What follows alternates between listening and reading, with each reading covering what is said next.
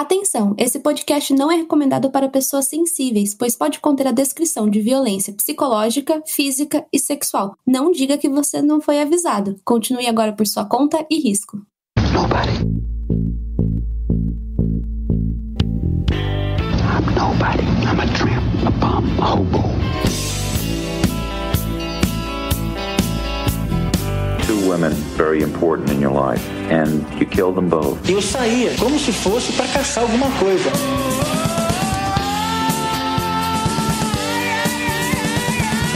I got this fantasy. I started working out this fantasy online.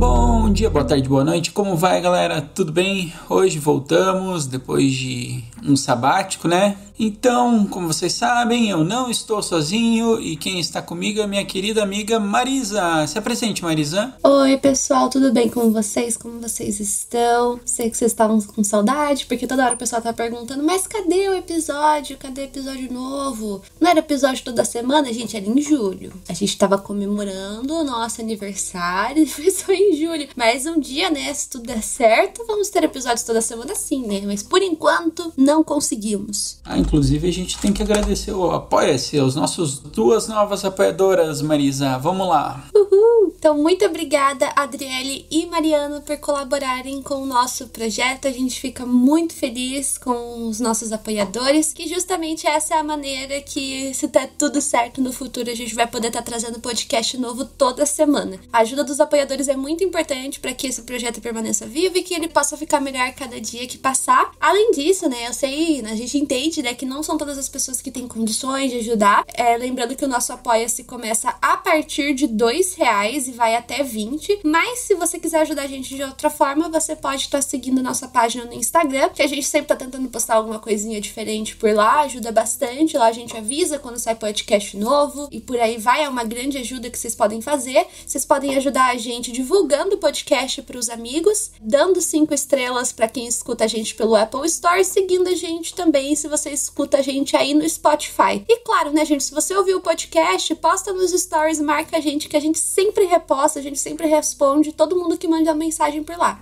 Sim, e vem falar com a gente. Hoje a gente recebeu o nosso primeiro áudio, foi muito engraçado, porque a nossa ouvinte falou um caso que aconteceu comigo hoje. Hoje estava eu aqui nos últimos ajustes para o episódio, e aí estava concentrado. Quem não sabe, eu fiz uma mudança, agora estou morando com a minha namorada que está grávida, e eu tenho um grande problema, que quando eu começo a ver uma coisa, eu fico muito focada naquilo, e só aquilo existe para mim. E ela chegou do lado com a carinha dela, linda e maravilhosa, e disse oi. Eu quase morri do coração. Eu fiquei, gente, vocês não têm noção, eu fiquei tipo mal de ter que comer um chocolate pra ver se eu voltava à vida, assim. Então ela disse que aconteceu algo bem parecido com ela e com o pai dela. Eu achei bem engraçado, até respondi e falei a ela sobre isso. Então venham falar com a gente no Instagram, é muito legal. Se você quiser também tem como você fazer um Pix pra gente. Se você quiser, poder só um mês, eu posso te apoiar vocês por um mês, já ajuda bastante. Vocês sabem que qualquer ajuda financeira é muito bem-vinda. Então, qual que é o Pix, Marisa? É pro e-mail contato apenasumpodcast@gmail.com. Tudo juntinho, o contato apenas um podcast. Lembrando que o Pix, gente, pode ser de literalmente qualquer valor e a gente sempre agradece as pessoas que mandam Pix pra gente aqui em episódios também. E a gente tem que agradecer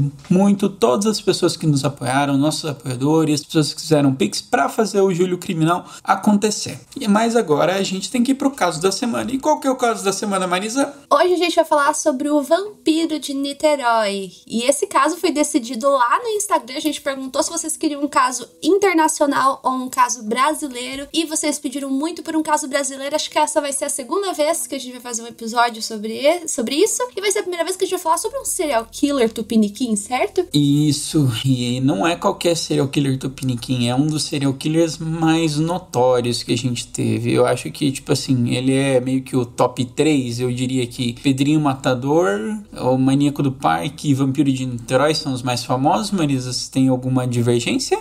São eles, geralmente, que a galera lembra. Então, a gente vai falar sobre o Marcelo da Costa Andrade, que ele vai lá e nasce no dia 2 de janeiro de 1867, no Rio de Janeiro. 1900, você falou 1800. Nossa. É vampiro, mas nem tanto. É vampiro, mas nem tanto.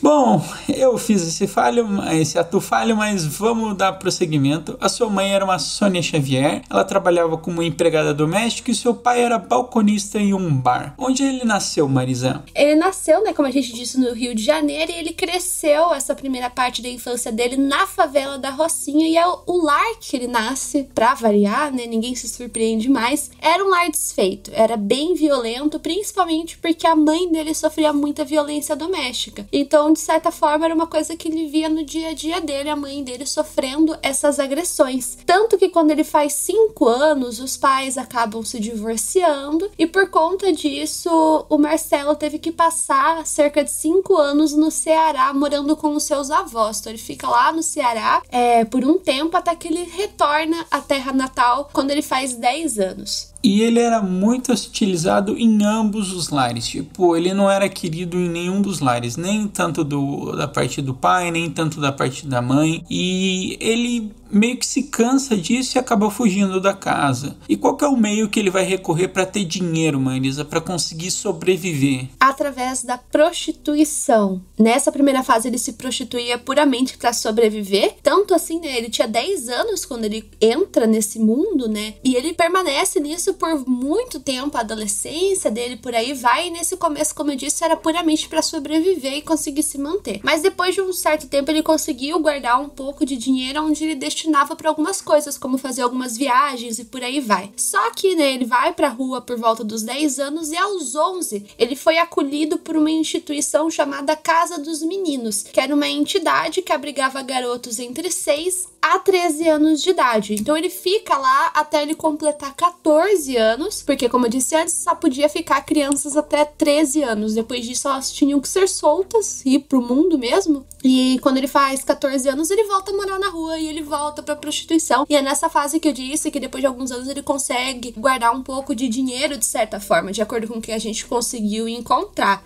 Além disso, né, de acordo com o que a gente sabe, segundo o próprio Marcelo, durante esses programas ele costumava ser o ativo. Só que certa vez um homem mais velho meio que obrigou ele a ser o passivo da relação, e isso foi uma coisa que perturbou e mexeu muito com a mente dele. Tanto que nessa fase da adolescência, ele tenta cometer suicídio, só que ele acaba não conseguindo. Tempos depois ele vai pra FEBEM, mas ele fica alguns meses e ele foge e ele volta a se prostituir até os 16 anos. Então a gente tem que pensar que dos 10 aos 16 anos ele ficou se prostituindo para conseguir ganhar dinheiro. E tudo muda, né, aos 16 anos, porque ele conhece um porteiro chamado Antônio Batista Ferreira, e ele começa a se relacionar com esse cara que era bem mais velho, e ele meio que começa a sustentar o Marcelo. Só que mesmo assim, ele não tendo que se preocupar em pagar contas, por exemplo, ele continuava a se prostituir. E também esse porteiro foi responsável por levar o Marcelo na Igreja Universal do Reino de Deus. E isso vai ser uma coisa muito importante no futuro, né? Quando a gente for ver um pouco mais sobre a mente do Marcelo, né? Ele frequentava bastante essa igreja. Só que esse relacionamento que ele tem com o Antônio não dura muito tempo e ele volta a morar com a mãe. E essa é meio que a única fase, assim, que ele teve um pouquinho de estabilidade, vamos dizer assim. Porque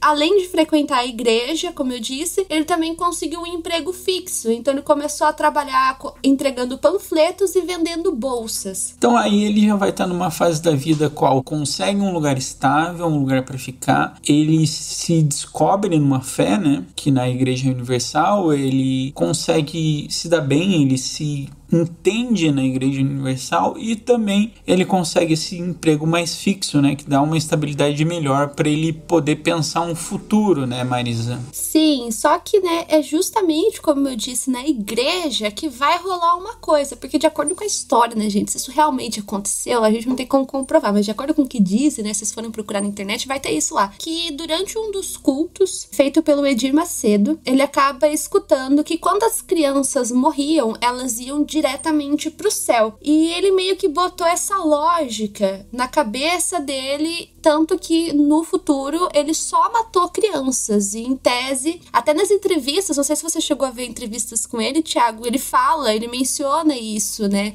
Então, ele meio que botou isso, porque ele achava que se ele matasse adultos, ele mandaria a pessoa pro inferno. Eu digo em tese, porque parece, né? A gente não tem como ter certeza, né? De nada, né? Eu não acho que isso justificaria, tem outros interesses por trás. Só que era meio que um pouco o que tava na mente dele, né? Que se ele matasse uma criança, ela iria pro céu. Exatamente. Tanto que a gente vai botar um trechinho aqui. Junto com os policiais de Niterói, Marcelo Costa de Andrade reconstituiu o último crime que cometeu. Foi em dezembro do ano passado. Neste parque de diversões, ele conheceu 2 meninos, um de 5 e outro de 10 anos. Ele arrastou os irmãos até esta praia isolada. Dentro da saída de esgoto, o maníaco violentou e estrangulou o de 5 anos. O outro garoto foi violentado e obrigado a seguir o maníaco até o Rio de Janeiro, onde conseguiu fugir e avisar a polícia. Ao ser preso, Marcelo disse aos policiais: "Eu estava esperando por vocês." Depois de preso, Marcelo de Andrade confessou ter matado outras 13 crianças. Ele contou aos policiais o local, a hora e a data dos crimes. A polícia foi conferir e já confirmou 8 mortes. Na casa de Marcelo, a polícia encontrou, junto com os livros de orações e impressos da Igreja Universal do Reino de Deus, muitas fotos de modelos infantis e de tragédias envolvendo crianças.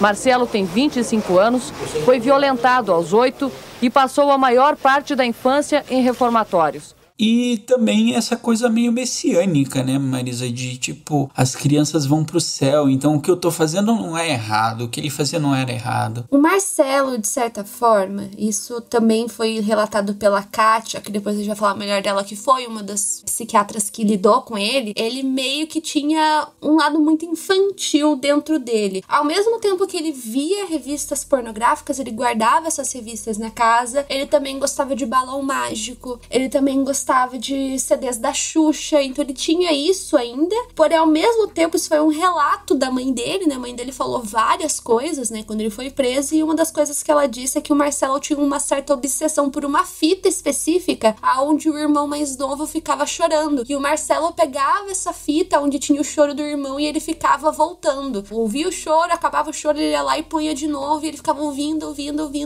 e a mãe fala que quando ela viu isso na época, ela acha isso estranho, mas também não se mete assim na situação. Então eu até sinto um certo infantilismo no caso dele, que é a questão infantil, dá um desejo pra ele, dá uma excitação sexual. Então eu acho que tudo isso vai contribuir para o que vai acontecer, né? Para os crimes que ele vai cometer. Então a gente vai lá pro dia 16 de dezembro de 1991 e a gente vai falar sobre o caso do menino Ivan. Vamos lá, Marisa, como esse corpo é encontrado? Então, as investigações começam quando eles encontram o corpo do Ivan Medeiros de Abreu, que na época foi assassinado aos 6 anos. Eles encontram em um esgoto e o menino estava usando sua bermuda. Só que na época, principalmente porque esse esgoto ele ficava próximo de uma praia, a polícia achou que se tratava de um afogamento a princípio. Só que quando eles realizaram a necrópsia, eles perceberam que havia violência sexual e que a real causa da morte tinha sido asfixia. E aí que eles abrem uma investigação e eles começam a ver melhor esses casos, né? Já havia sido encontrado anteriormente outros corpos de crianças, né, que depois iam ser associados com o Marcelo, porém esse caso meio que acaba ficando um pouco mais na mídia do que comparado com os outros, até porque algumas semanas depois, o Altair Medeiros de Abreu, de 10 anos na época, aparece na delegacia e ele vai ser interrogado, e através desse interrogatório ele fala, né, que o autor desse crime era um homem que havia molestado e assassinado o irmão e que o Altair, né, o menino que faz o relato, tinha conseguido sobreviver. Então ele detalha pra polícia e através do depoimento dele eles fazem uma reconstrução do crime. Logo esse caso ganhou uma grande projeção na mídia e agora a gente vai detalhar o que aconteceu nesse dia 16 de dezembro de 1991. nenhum. E voltando até pela questão do afogamento, uma das coisas que chamou a atenção da polícia foi que ele estava com as mãos dentro do calção, não fora, que uma pessoa que foi afogada, provavelmente ela estaria chacoalhando a mão, balançando. Então isso já começou uma coisa que chamou a atenção deles, e depois da autópsia eles notaram essa questão da violência sexual e da morte. Então o caso ele vai começar a tomar uma projeção mais regional, assim, ele vai ficar mais famoso no Rio de Janeiro. Então a gente vai falar sobre o dia 16. Os irmãos eles estavam indo para casa do vizinho que prometia dar almoço para os 2 meninos, e a gente tem que pensar que esses garotos eram garotos que tinham uma vulnerabilidade social muito grande, né, Marisa? Que eles não sabiam o que iam comer amanhã, eles tinham uma vulnerabilidade muito grande, e eles estavam empolgados com isso e partiram para o destino deles sozinhos. Quando eles passaram para rodoviárias, eles foram abordados por esse moço, que era o Marcelo. Ele ofereceu uma quantia em dinheiro de 4.000 cruzeiros para que eles ajudassem numa espécie de ritual religioso, uma suposta devoção para São Jorge. E os meninos eles aceitam, né? Porque eles são muito pobres, eles precisam do dinheiro e eles aceitam. E o que acontece, Marisa? Como é que eles chegam até o local do crime? Então, né, da rodoviária eles pegam um ônibus rumo a uma praia que estava deserta, né, já era de noite, que ficava aos arredores do viaduto Barreto. Lá eles andam por cerca de 10 quilômetros, com o Marcelo carregava os meninos, né, e a praia, como eu disse, estava vazia, não tinha ninguém, e quando eles chegam lá, ele já leva eles meio perto desse bueiro, e lá o Marcelo começa a tentar beijar o Ivan, que novamente tinha 6 anos, ele tenta fugir, só que ele acaba sendo capturado novamente pelo Marcelo, que derruba o Ivan no chão. Enquanto tudo aconteceu, o abuso, a morte, o Altair, ele ficou aterrorizado, né? Porque imagina a situação, ele não sabia o que fazer, ele ficou completamente congelado, em estado de choque, não conseguia ter nenhum tipo de reação. Então o Marcelo violentou, né? Abusou sexualmente do Ivan e em seguida asfixiou ele até a morte. Depois disso ele se levantou, olhou pro Altair, que ainda estava em estado de choque, e disse pra ele que o irmão dele estava dormindo. E depois disso o medo tomou conta. O Altair, de uma maneira meio estranha, começa a tentar sobreviver apenas. Ele tenta só sobreviver para que ele ficasse vivo, e que todos os pedidos absurdos do Marcelo ele fazia para que só ele conseguisse manter vivo e achar uma maneira de fugir. No dia seguinte, no dia 17, Altair ele foi levado pelo assassino no posto de gasolina para se limpar, e mesmo assim o Marcelo fica de olhos atentos no menino, no Altair. Os dois dormiram no matagal e na manhã seguinte eles partiram para o Rio de Janeiro, em Copacabana. Como se sabe, durante o trajeto o Marcelo teria oferecido para morar com o Altair, que ele teria concordado com o assassino. Ele estava num estágio bem, como que é, modo sobrevivência, né, Marisa? Um modo só para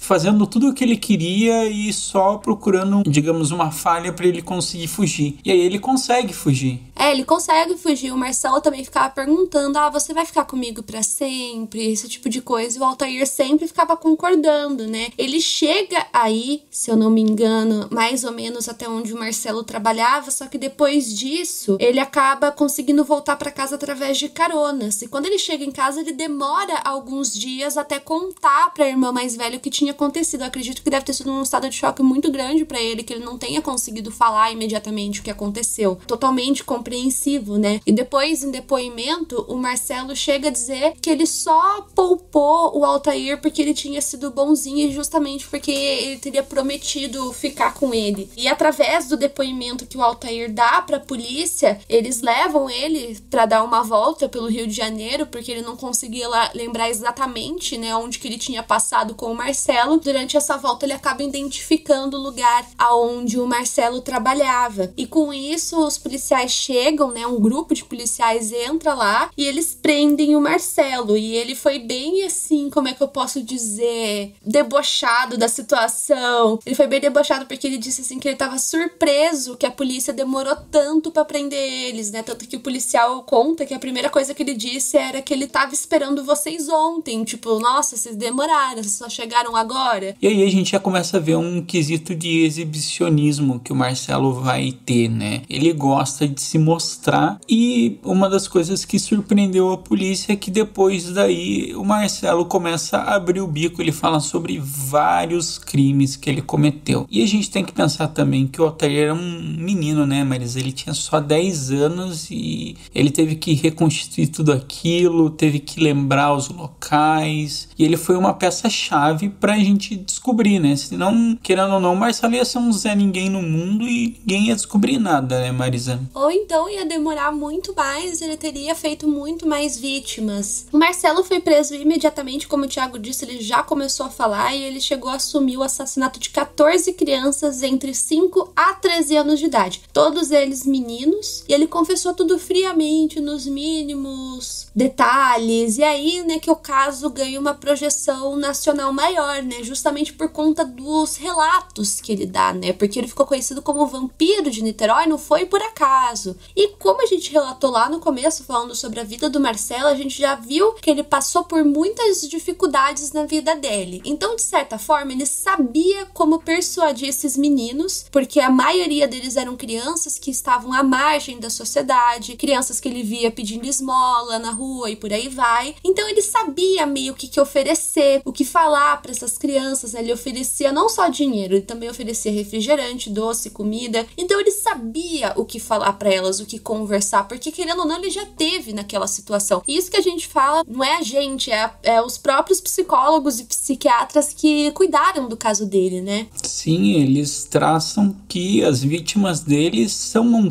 o que a gente pode dizer eram ele alguns anos antes, sabe? É bem parecido, a semelhança é muito grande com as coisas que ele sofreu. Até os psicólogos veem muitas semelhanças no que ele sofreu, na questão do estupro, na questão de ele era algumas vezes o submisso, então ele sofria algumas questões de enforcamento. Então a gente vai ver que tudo isso todo o modus operandi dele vai ter alguma conexão com o que ele sofreu também, né, Marisa? Fora que querendo ou não, né, ele tinha 10 anos quando ele começa a se prostituir, e eram homens muito mais velhos do que ele que pediam esses serviços, né, então não é uma coisa assim totalmente consensual, tem um lance da pedofilia que tá aí, então querendo ou não, foi um trauma que entrou na cabeça dele, por mais que ele estivesse fazendo aquilo pra ganhar dinheiro, ele tinha 10 anos, né, o que uma criança de 10 anos tem de noção disso? Sim, então é uma questão muito difícil, mas mesmo assim não justifica os crimes dele, né? Jamais, a gente nunca fala, às vezes, não sei, eu já recebi mensagens como essa, que não é porque a gente fala da vida de um serial killer que a gente tá justificando, é uma maneira da gente entender sobre a pessoa, na minha opinião, tentar entender, conhecer sobre essa pessoa, porque não adianta só a gente chegar aqui e falar, ele matou, foi isso, não, a gente tem que entender quem que é essa pessoa que tá por trás, mas nunca como uma tentativa de justificar, porém, em casos criminais acaba sendo uma coisa recorrente, a gente vê essas infâncias, essas adolescências assim cheias de traumas e de coisas ruins que aconteceram, tanto que, se eu não me engano, lá naqueles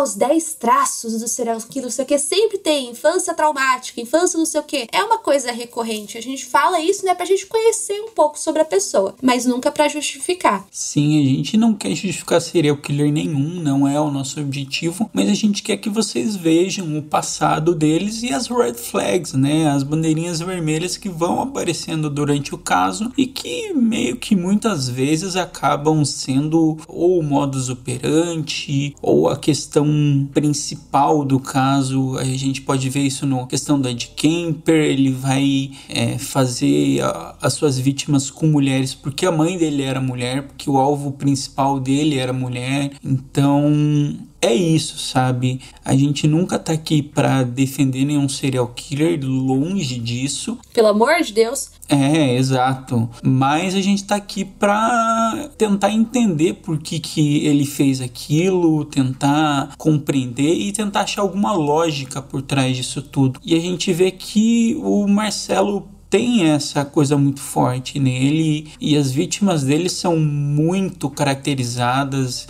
Então é uma coisa que a gente tem, é um traço de personalidade que tem. Ele tinha umas vítimas muito definidas e isso vai ter uma projeção nacional muito grande, porque ele deixa de ser o cara que matou uma criança para o cara que matou 14. Então o caso dele explode muito, ele acho que vira a capa da Veja, e isso quando a Veja era importante, né, gente? Não agora que ninguém nem se importa com a Veja, mas não quando a Veja era importante, quando o Fantástico tinha muito público. E também tem o caso do sangue, né, Marisa? Vamos começar com essa questão do porquê ele ser chamado Vampiro de Niterói? E outra coisa, né, gente, porque querendo ou não, a gente mora no Brasil, né? Não é sempre que aparece uma notícia, nossa, um serial killer, é meio que novidade quando isso acontece. Vê o caso do Lázaro. O Lázaro não é serial killer, né? Ele é um assassino relâmpago. Mas olha o escândalo que foi. O Brasil adora fazer escândalo com essas coisas, né? Acho que nos Estados Unidos isso já é um pouco normal.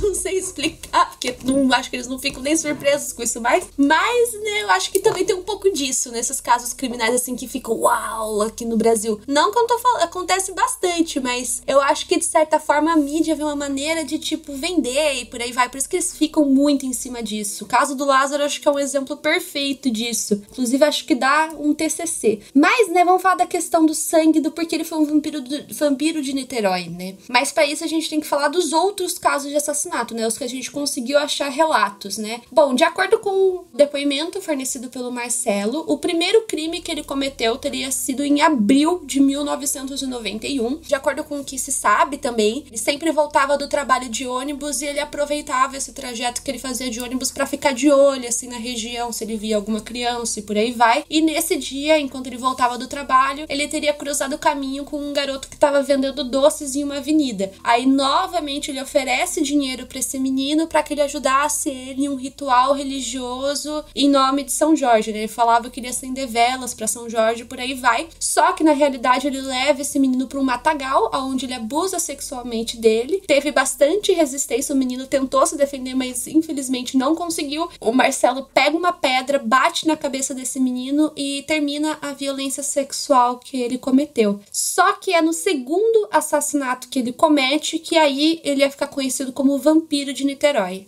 E aí que ele, digamos, fica famoso. E o que acontecia bastante no caso do Marcelo é que ele falava muito sobre o caso. Tipo, ele sempre falou muito e desde o momento que ele foi preso ele falava muito. E meio que, tipo, dava pra ver que ele tava gostando daquilo, né, Marisa? É meio bizarro. É, a própria doutora Kátia, que foi a psiquiatra que analisou, a primeira psiquiatra, se não me engano, que analisou ele, ela fala que dava pra ver que ele amava qualquer oportunidade que ele tinha em falar sobre os crimes dele. Mas ao mesmo tempo, nas entrevistas que eu vi dele, que ele falava dos crimes, dá pra ver que ele também tem uma certa dificuldade em falar. Não sei se você sentiu isso. Ele não é tipo assim, aquele serial killer que você vê que consegue falar fluindo, assim, sabe? Não, dá pra ver, tanto que ele nem olha na cara da repórter, fica a cara baixada, e dá pra ver que ele tem dificuldade em falar. E não porque ele não quer falar, ele tem dificuldade em colocar as palavras. Em processar as frases. Em processar as frases, né, Marisa? Em, tipo, ver o que ele vai falar, o que ele vai responder. Sim, isso foi uma das primeiras coisas que eu notei quando eu vi a entrevista. Acho que depois dá até pra colocar um pedacinho aqui de uma entrevista, só pra vocês ouvirem como que é a voz dele. E outra coisa que me surpreendeu foi aquele olhar de peixe morto dele, né? Que não olha pra lugar nenhum. Essa foi outra coisa que todo mundo fala, os investigadores, os psiquiatras, que ele tem um olhar, assim, que é muito vazio. Vazio, sem expressão e, tipo, remorso zero, né? Ele fala dos casos dele como se ele foi pegar um pão ali na esquina e já voltou. Sim, é bem absurdo, né? E vai ficando cada vez pior. Porque aí a gente vai pro segundo assassinato que teria acontecido em junho de 1991, que seria contra o garoto de 11 anos chamado Otair José Muniz dos Santos. Novamente, lá no ônibus, o Marcelo vê essa criança. Ele oferece 3.000 cruzeiros pra esse garoto. Mas pra isso, né, ele oferece esse dinheiro pra esse menino, mas ele fala que primeiro ele tinha que passar na casa da tia dele pra pegar esse dinheiro e daí eles iam fazer esse ritual. O menino acaba aceitando, só que ao invés disso, o Marcelo acaba levando esse menino pra um campo de futebol, onde ele tenta abusar, ele não consegue e ele acaba enforcando esse menino até a morte. De acordo com o relato dele, ele diz: "Eu não reparei se ele estava vivo ou morto quando o estuprei. Não consegui me satisfazer, apertei sua garganta mais de uma vez para garantir que a alma dele fosse pro céu." E aí a gente vê teve aquela questão que a gente falou lá no começo sobre ele ter essa ideia na cabeça dele. Depois disso, ele foi pra casa jantar e ele volta depois pro local do crime e ele acaba decapitando, ele tira a cabeça desse menino. Ele afirma depois que ele faz isso como uma espécie de vingança pela época que ele teria vivido no internato. E nesse caso, né, acontecia que em algum dos casos ele acaba bebendo sangue da vítima, né, por isso que é Vampiro de Niterói, né. Uma das vítimas que se sabe que acontece isso é o Anderson Gomes Goulart, que tinha 11 anos também. Depois que ele mata esse garoto, ele acaba pegando uma pedra, ele bate na cabeça desse menino com uma pedra, guarda o sangue que escorre dentro de uma vasilha para que ele bebesse mais tarde, né? Por isso que ele ganha esse nome e justamente por isso que a mídia vai à loucura com esse caso, né? Mas também, né, compreensivo, né? Todo dia que uma coisa dessa acontece, né? E, tipo, é extremamente absurdo mesmo. É um caso que envolve criança, já tem esse fator que, pra mim, caso que envolve criança são sempre um dos que mais mexe, assim, acho que todas as pessoas, a maioria, ainda tem essa questão, né, do vampirismo, que querendo ou não acontece em outros casos criminais, como o do Richard Chase, né, que é o vampiro de Sacramento, mas aí a gente tem que fazer um podcast só pra ele, porque esse caso aqui é um dos que eu acho que é mais insano que eu já li na minha vida. Não, esse é muito insano. O caso do Richard Chase é uma viagem no ácido muito louca e ainda você não chega lá, sabe? É absurdo, mas sério, eu acho que vai ser um podcast que vocês vão ter interesse no futuro, porque, nossa senhora, quem já viu eu contando esse caso lá no TikTok sabe. Mas enfim, né, vamos para o julgamento. O julgamento, então, ele é feito e o Marcelo, ele acaba confessando 14 vítimas. Só quero fazer um adendo aqui, que dependendo do site que você for olhar, vai ter um número diferente lá, porém 14 é o número mais aceito, beleza? Que eu tava rodando, olhando vários sites, aí tem uns que falam 13, tem uns que falam 15, mas 14 é o número mais aceito, mas eu falo isso porque de repente vem gente, mas não era outro número? Gente, caso criminal, eu sempre falo, é difícil. Números em casos criminais sempre são muito difíceis. Sim, tanto que se a gente pegar até alguns corpos que a polícia vai atrás e que ele diz onde ele tá, tipo, os corpos já estavam secos, sabe? Já fazia tempo que os corpos estavam lá. Tinha alguns corpos que a decomposição era tão grande que você não conseguia descobrir se era menino ou menina. Então, nesses casos é muito difícil, sabe? Até os próprios investigadores falam que uma coisa que dificultou a investigação foi justamente porque eles demoravam muito para encontrar os corpos. Era uma coisa bem difícil. É uma coisa que foi muito relatada pelos investigadores. E outra coisa também era a intermunicipalidade. Digamos assim, ele não fazia só em Niterói, ele fazia em São Gonçalo, ele fazia nos municípios vizinhos, e meio que tinha um caso aqui, um caso acolá, e a gente não tem meio que um sistema integrado de informações policiais para ele bater que tá tendo o mesmo caso com crianças da mesma faixa etária. Então essa era outra coisa que dificultava. Isso a gente não vê só no Brasil, né, Marisa? A gente vê em vários casos criminais essa questão de o espaço geográfico qual o assassino comete os seus crimes e dificulta muito a investigação em si, né? Com certeza, né? Acho que até o próprio caso do Ted Bundy que a gente contou aqui, o cara fazia mó viagem, né? Passava por vários estados diferentes e acontecia que tinha investigações independentes, eles não conectavam as informações e isso de certa forma meio que facilitou pra ele, pra que ele ficasse um pouco mais de tempo solto. Então, e também no caso do Vampiro de Niterói, a polícia fica com uma pulguinha atrás da orelha, porque assim, como ele ganhava vida se prostituindo, ganhava dinheiro e ele ia para vários outros estados, então ele era bastante nômade. Então esse número de 14 vítimas, eles dizem que pode ser subestimado, né? Porque pode ter muito mais vítimas que ele não confessou. É isso que a gente sempre fala, é uma coisa que eu sempre digo, que geralmente serial killer a gente sempre pode pensar pra mais, né? São poucos os serial killers, assim, que eu, tipo, concordo com o número de vítimas, tipo, não, acho que deve ter sido isso mesmo. O resto eu sempre acho que vai ser pra mais. Bora lá, então.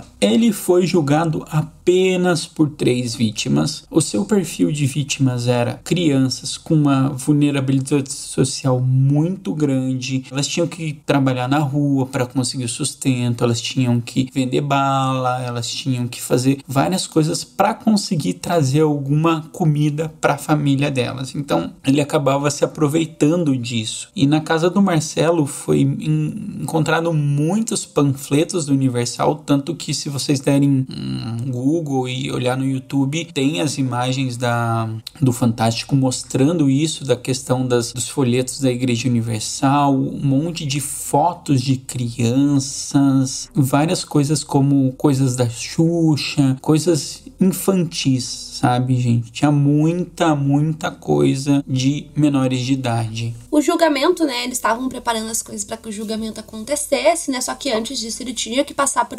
avaliações psiquiátricas, né, e de acordo com a psiquiatra forense, que nem a gente já disse antes, a doutora Kátia Meckler, ela se surpreendeu bastante quando ela conheceu o Marcelo, principalmente por conta do olhar frio que ele tinha, o olhar assim meio vazio, e de acordo com ela fala isso, né, num documentário que tem na UOL, para quem tiver interesse, né, fica aí uma recomendação. É bem curtinho, bem interessante. E lá ela mesma diz, né, que ele tinha traços histriônicos do exibicionismo. Será que a galera de direito e de medicina, os mediciners, eles têm, tipo, matérias assim só pra saber falar a palavra, tipo, fonética? Porque é difícil. Os farmacêuticos devem ter aula de decodificação de códigos, né? Algumas coisas assim, porque não é possível. Mas ele tinha esses traços histriônicos do exibicionismo, alguma coisa assim. Porque basicamente, como a gente disse antes, ele amava falar sobre os crimes dele toda vez que ele tivesse alguma oportunidade pra isso. Ele sempre ia lá e falava. E ela disse que ele falava mesmo, ele se abria mesmo, né? Só que acontece o quê? Eles vão analisando o caso do Marcelo e eles percebem que ele tinha alguma espécie de deficiência que acabava afetando diretamente a inteligência dele, tanto que depois eles acabam vendo que ele tinha certas deficiências e problemas neurológicos, né? Tanto que, como a gente disse antes, né, dá pra ver nas entrevistas que ele tem uma certa dificuldade de formular frases e por aí vai, né? Ele não era categorizado com retardo mental, isso é bem importante a gente salientar, porém era um intelecto e capacidade cognitiva pouco abaixo da média, então era abaixo da média, assim. Era exatamente isso, ele não era considerado um inapto, ele sabia o que ele estava fazendo, mas ele não tinha noção das consequências do que ele estava fazendo. Então, mesmo com as confissões do Marcelo, ele não foi julgado por nenhum dos crimes dele, porque ele foi considerado inapto para ser julgado por esses problemas, por causa desses problemas neurológicos, o que a gente chama de inimputável. Vamos lá nessa palavra gigantesca chamada inimputabilidade. O que é a inimputabilidade? Lembrando, vou abrir um parênteses aqui, né? Quando a gente diz que a pessoa não foi julgada pelos crimes dela, geralmente significa que ela não vai por uma prisão convencional, mas de certa forma ela não vai ficar também no meio das pessoas, no meio da sociedade, né? Que eu sei porque tem poucos casos na real que eu conheço que acontece isso, que eles realmente atestam que a pessoa está inapta a ser julgada e o pessoal já se assusta, meu Deus do céu, mas calma, também não é bem assim, né? Ele não é assim, solto, livre e vai lá fazer o que quiser, não é bem assim, né, galera? Por enquanto. Por enquanto, vamos ver que esse caso ainda tem cenas dos próximos capítulos, né? Reviravoltas. Então, o que é uma pessoa inimputável? Ela não pode, digamos, ser acusada por esses crimes porque ela não, digamos, ela tem algumas condições que ela não sabe as consequências dos atos dela, ela não sabe distinguir algumas coisas. E na inimputabilidade do Brasil, existem 2 tipos de inimputabilidade: a absoluta e a relativa. A absoluta é, se você é menor de 18 anos, você é um inimputável automaticamente, tá? E a relativa, quando você tem uma doença mental, um desenvolvimento incompleto, que poderia ser o caso do Marcelo, um desenvolvimento de retardo, também é o caso do Marcelo. Então a gente vai ver que ele é considerado inimputável e significa assim, ele não pode ser penalizado pelos atos dele na legislação, ele vai para um lugar especial. Que lugar especial é esse? O que a gente antigamente chamava por manicômio judicial. judiciário. Tanto que um dos meus casos favoritos, um dos casos que me intriga muito, é um caso brasileiro, que é o caso do Febrônio, índio do Brasil, e que ele cria esse termo jurídico que é o manicômio judiciário. Ele é o 001 desse manicômio. Então, o que é o manicômio judiciário? É um lugar em qual você não é penalizado pelos seus crimes, mas você só é liberado do manicômio judiciário quando você é considerado apto e são para estar na sociedade sem que você cause nenhum risco para essa sociedade. Então, é uma coisa meio assim, não existe prisão perpétua no Brasil, mas o manicômio judiciário é meio que isso. Porque se você nunca for considerado são, você nunca vai sair de lá. Mas você também não é um criminoso, então você não, mesmo que passe os 30 anos, você pode ficar mais do que os 30 anos. A gente até teria que ver isso, chamar um jurista para ver essas questões e casos brasileiros, porque é uma coisa bem incrível, assim, tipo, manicômio judiciário meio que é uma prisão perpétua para alguns criminosos. Tem pessoas que concordam, tem pessoas que discordam, mas é o que é. Agora, lembrando, né, gente, por favor, vocês podem estar mandando uma DM pra vocês, porque vocês automaticamente já passaram na OAB.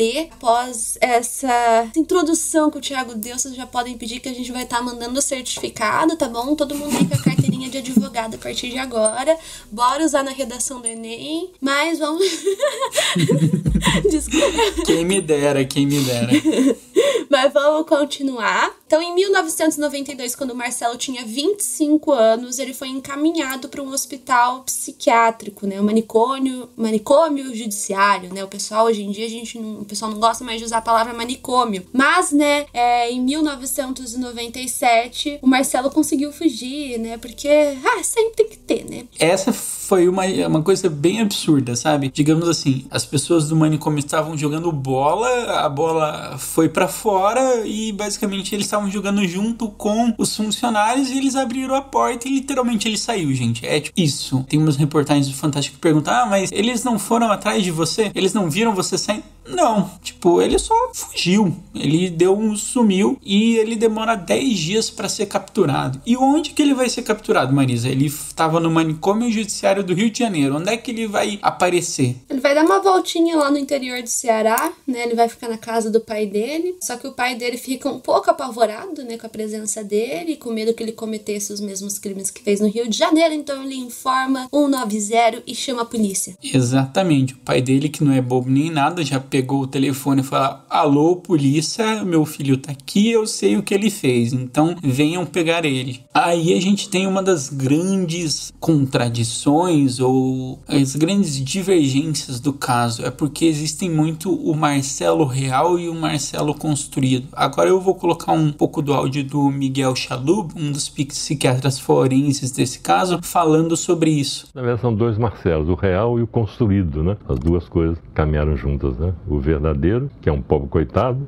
e um herói do mal que foi construído realmente, né? 30 anos depois nós estamos falando em Marcelo. Se não tivesse acontecido nada, nem sabia da existência desse Marcelo, estaria perdido na vida, né? Então, né, gente, hoje ele tá com 54 anos, lembrando que, dependendo do quando você tá ouvindo esse podcast, pode ser mais, mas atualmente, nesse exato momento, 54 anos, ele continua no hospital, em tratamento até agora, né, no Hospital Psiquiátrico Henrique Roxo, aonde, durante esses anos, ele estava realizando exames de 3 em 3 anos para ver se ele podia estar apto ou não em viver em sociedade. Um dos últimos testes que ele fez foi em outubro de 2017, onde ele foi considerado inapto, então o pedido de liberdade dele foi negado. Porém, há umas 2 semanas atrás, a gente teve uma notícia, né? Soltaram na mídia aí que o Marcelo deve ser solto. Foi liberado o pedido para ele ser solto até o dia 21 de dezembro de 2021. Então, após 24 anos dele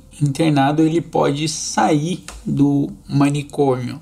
esse pedido é um pedido de saída temporária, uma situação intermediária entre internação e liberdade, mas ele tem a condição de sair do hospital e ele fala meio que com orgulho dos delitos que ele praticou e que tem consequências e que ele sabe que é errado, e a equipe que cuida dele nunca indicou que ele pudesse sair do hospital. Vamos ver diretamente o que vai acontecer, né? Como que vai rolar. Pode ser que ainda mude, né? Porque uma vez, eu conheço muito o caso do Chico Picadinho, né? Que teve uma época também que falaram que ele ia ser solto, aí depois negaram em cima da hora, depois ele foi solto de novo. É sempre assim o Brasil. Mas é a notícia da semana que eu vi em todas as páginas aí de True Crime pelo Instagram, todo mundo falando disso. Momento 5 centavos.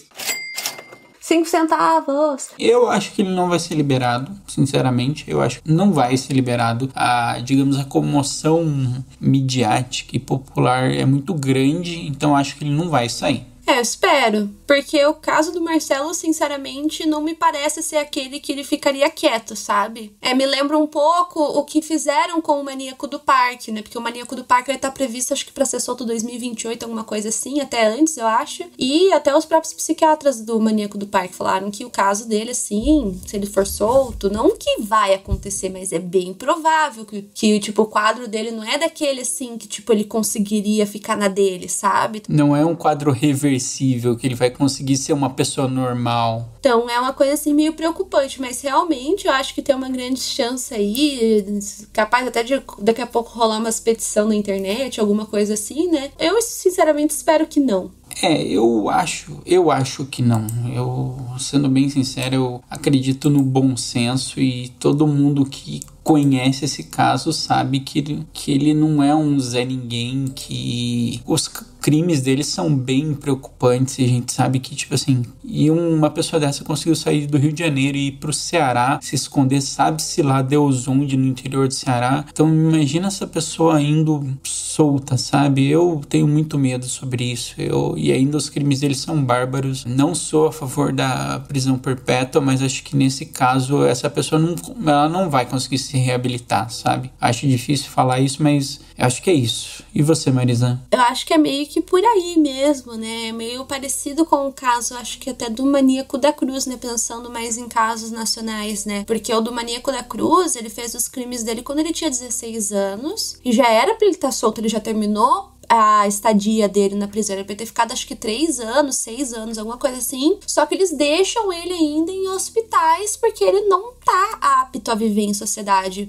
As pessoas que avaliaram nele falam que ele ainda é um perigo pra sociedade. Então, não sei, porque eu penso assim, se em 2017 o pedido dele foi negado, porque em tese ele não passou nos exames que ele fez, o que teria mudado tão grande assim de 2017 pra cá, sabe? Exatamente. Tipo, ele tá lá desde 91, então eu não vejo solução. É um caso que, felizmente ou infelizmente, ele vai ficar lá o resto da vida e é isso aí, sabe? Então foi isso, gente. Espero que vocês tenham gostado do nosso comeback depois de um tempinho assim que a gente ficou sem postar nada, mas, né, não fiquem tristes que na outra semana vai ter episódio de novo, certo? Exatamente, e também não podemos esquecer que no nosso Instagram tá rolando uma rinha de podcast, Marisa. Vamos explicar como é que é isso? Tá rolando uma rinha, uma competição, porque a gente quer que vocês decidam qual foi o melhor podcast, o melhor episódio que foi lançado até agora. No caso, esse do Marcelo não entra, né? Então, todos antes do Marcelo estão valendo, né? Qual que é a sua aposta, Thiago? É que, assim, depende do chaveamento, a gente sabe que vai ter... Não, mas eu quero uma aposta valendo R$2. Ah, não, valendo R$2 é muito pouco, Marisa. Vamos valendo algum doce, alguma barra de chocolate. A situação do país tá difícil. Valendo um pacote de Pampers.